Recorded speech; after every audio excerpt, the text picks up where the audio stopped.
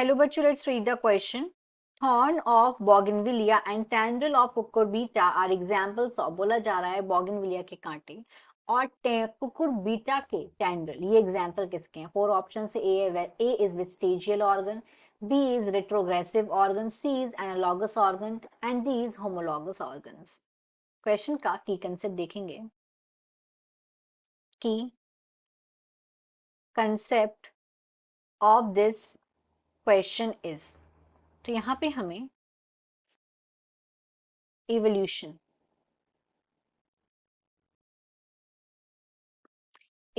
मतलब इवोल्यूशन के हिसाब से यहाँ पे इसका की कंसेप्ट होगा, इवोल्यूशन मतलब होगा इसका, ये एक ऐसी प्रोसेस होती है इवोल्यूशन जहां पे कोई भी ऑर्गेनिज्म खुद का जेनेटिक मटेरियल चेंज करता है पीरियड ऑफ टाइम के साथ, अपना चेंज करता है जेनेटिक मटेरियल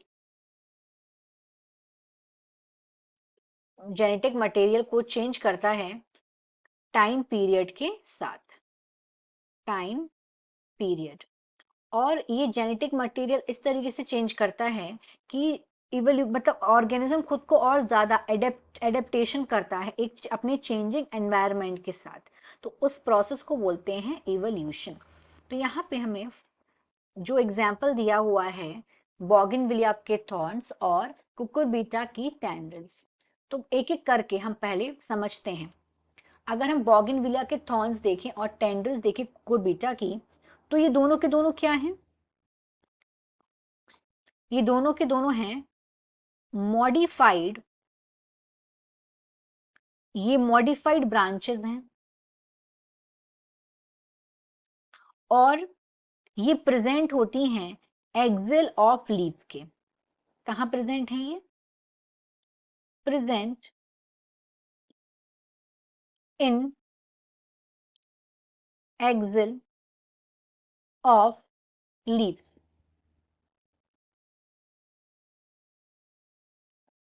अब इनका क्या है? Common origin, they has common origin and basic structure, इनका बेसिक स्ट्रक्चर है। लेकिन हम देख रहे हैं कि अगर हम इनके फंक्शंस की बात करें कि जो टेंड्रिल है, टेंड्रिल क्या काम करती हैं? टेंड्रिल्स ये हेल्प करती हैं क्लाइंबिंग में, मतलब प्लांट को ये सपोर्ट करती हैं और प्लांट इनकी वजह से क्लाइंब कर पाता है। तो वहीं अगर हम थॉर्न्स की बात करें तो जो बॉगिनविलिया के थॉर्न्स हैं ये प्लांट को प्रोटेक्ट करते हैं प्रीडेटर से, फ्रॉम प्रीडेटर। तो हम देख सकते हैं कि दोनों के जो फंक्शंस हैं वो तो अलग हैं, लेकिन मतलब कॉमन ऑरिजिन है और बेसिक स्ट्रक्चर है, लेकिन अगर हम इनके फंक्शंस की बात करें तो दे हैज डिफरेंट फंक्शन। तो इनका जो फंक्शन हो गया इन ऑर्गन्स का वो हो गया डिफरेंट।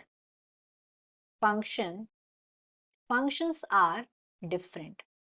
तो ऐसे ऑर्गन्स जिनके कॉमन ऑरिजिन हो, बेसिक स्ट्रक्चर हो, लेकिन फंक्शन डिफरेंट हो, ऐसे ऑर्गन्स को बोलते हैं होमोलॉगस ऑर्गन। और यहाँ पे ये चीज ऐसी क्यों हो जाती है? Because of divergent evolution. The reason behind is divergent evolution, इसके पीछे का कारण है। डाइवर्जेंट इवोल्यूशन में जो ऑर्गेनिज्म होता है वो डिफरेंट डायरेक्शन में चला जाता है अपने कॉमन एंसेस्टर से, जैसे कि इसमें हुआ। बाकी के ऑप्शन को भी देखते हैं। तो अगर हम इस पे आएंगे एनालॉगस ऑर्गन में, तो जो एनालॉगस ऑर्गन है ये है रिजल्ट कन्वर्जेंट एवोल्यूशन का। कन्वर्जेंट एवोल्यूशन का ये एकदम इससे अलग होता है, कैसे वो देखते हैं। जैसे यहाँ पे क्या है, इनके जो फंक्शंस होते हैं एनालॉगस में, एनालॉगस ऑर्गन्स के जो फंक्शंस हैं, फंक्शंस ये सेम होते हैं, लेकिन इनका जो ओरिजिन हो गया एंड इनका जो स्ट्रक्चर होगा, बेसिक स्ट्रक्चर, ये होते हैं इनके डिफरेंट, दे आर डिफरेंट, तो इसीलिए ये आंसर नहीं होगा।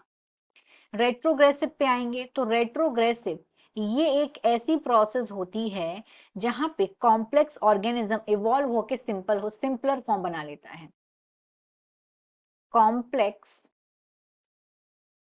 ऑर्गेनिजम्स जो हैं, ऑर्गेनिजम्स ये इवॉल्व होके सिंपलर फॉर्म बना लेते हैं, सिंपलर फॉर्म, तो ये भी इसका आंसर नहीं है। फर्स्ट पे आते हैं वेस्टिजियल ऑर्गन।